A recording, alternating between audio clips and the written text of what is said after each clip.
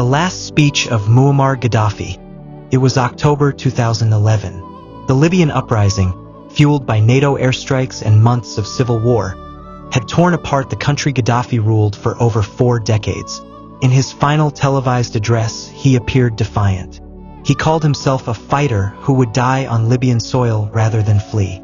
His words, filled with anger, nostalgia, and warnings, resonated with his loyalists and infuriated his enemies. Outside the palace walls, Tripoli had fallen. Rebel forces were closing in on Sirte, his birthplace and last stronghold. The world watched, certain his end was near. Fictional layer, cinematic retelling. The morning air in Sirte was thick with dust and the distant thud of artillery. Inside a dimly lit bunker, Gaddafi stood before a trembling camera crew. His green military uniform was rumpled, and his face bore the exhaustion of sleepless nights. "They will come for me," he began, his voice low but firm. "But let it be known, Libya is not a piece of bread for the West to cut and share." He pounded the podium, eyes burning with the same fire he'd had in 1969 when he seized power. "I built this nation from sand. I gave you oil, homes, schools, and now they call me a dictator? It is not me they want. It is our wealth, our dignity, our independence." Behind him, loyal guards exchanged nervous glances. The sound of gunfire was growing closer. He leaned toward the camera, almost whispering, "To my people, do not let the flag fall. Even if they kill me, the fight must continue." The speech ended abruptly. Hours later, Gaddafi's convoy attempted to break through the encirclement. NATO jets roared overhead. A missile struck. Smoke filled the desert road. Rebel fighters swarmed the wreckage. Reality layer, the fall. On October 20th, 2011, Muammar Gaddafi was captured alive by rebels in Sirte. Video footage showed him bloodied, confused, and begging for his life. Minutes later, he was dead, his final moments chaotic and brutal. His death marked the end of his regime, but also plunged Libya into years of instability and factional war. Fictional continuation beyond his death. But in the shadows of the chaos, a leather-bound notebook was recovered from his convoy. Inside were pages of handwritten notes, names, locations, cryptic instructions. Some claimed it contained a plan for a secret Libyan gold reserve, hidden deep in the Sahara, intended to back an African currency independent of the West. In Niger, a loyal former officer received a coded message. "The green flame still burns." Rumors began to spread across North Africa that Gaddafi's death was only the beginning of a longer battle, and that somewhere, in the vast desert, men still prepared to avenge him. 2 days after Gaddafi's death, in the dust-choked ruins of Sirte, a young rebel fighter named Hassan sifted through the burnt-out wreckage of the fallen leader's convoy. Amid the charred metal and shattered glass, he found a leather-bound book, its edges scorched but its pages intact. Inside, Gaddafi's handwriting scrawled in green ink told of meetings with African presidents, coded dates, and cryptic coordinates. There was mention of the reserve, a hidden stockpile of gold and uncut diamonds, meant to fund a Pan-African currency backed by resources, free from the US dollar and the euro. "If I fall," one entry read, "let the gold become the sword of Africa." Hassan, unsure of its value, hid the notebook in his jacket. What he didn't know was that NATO intelligence already knew about such a plan, and was willing to hunt down anyone connected to it. Reality layer, post-2011 Libya. After Gaddafi's death, Libya splintered. Rebel factions turned on each other. Militias carved up the country into zones of influence. Extremist groups like ISIS found footholds in the chaos. Foreign powers, Turkey, Egypt, UAE, France, and Russia, began arming different sides. The West justified intervention as liberation, but the reality was a power vacuum that consumed Libya for over a decade.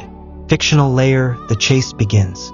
By 2013, whispers of Gaddafi's ghost fund were spreading in markets from Timbuktu to Khartoum. Intelligence agencies intercepted fragments of encrypted radio chatter mentioning the green flame.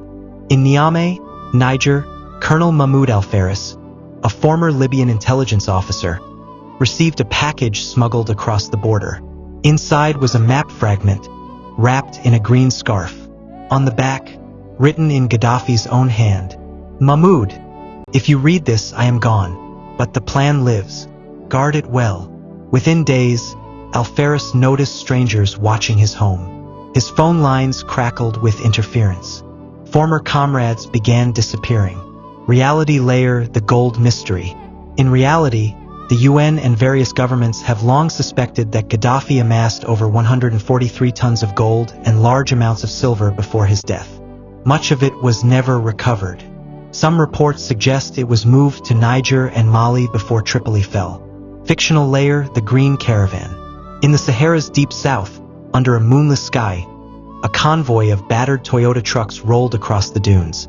Inside one, Hassan sat beside a metal crate stamped with the crest of the Libyan state. He was no longer just a fighter. He was a fugitive carrying the most dangerous secret in Africa. Somewhere behind them, a drone's red light blinked in the darkness. In Brussels, a NATO command screen marked the convoy's movement with a small flashing dot. In Moscow, another screen tracked the same signal. The hunt was no longer local, it was global. The Sahara was a graveyard at night. Endless dunes shifting under the cold wind, the stars watching like silent gods. The convoy moved in total blackout, headlights off, engines muffled with sandcloth wraps. Hassan gripped the rifle on his lap, his eyes darting between the horizon and the metal crate at his feet. Colonel Mahmoud Alferes drove the lead truck, his face set in grim determination. "We have to cross into Chad before sunrise," he told the men. "If the satellites pick us up in open desert, we're finished." But they were already being watched. High above, a NATO Reaper drone sent live footage to a command room in Sicily. A young analyst marked the convoy's coordinates. The feed was also being hacked by Russian operatives in Benghazi, who had their own orders: capture the gold, fund their allies in Libya, and deny it to the West. The desert was about to become a battlefield. Reality layer, Libya's post-Gaddafi battlefield.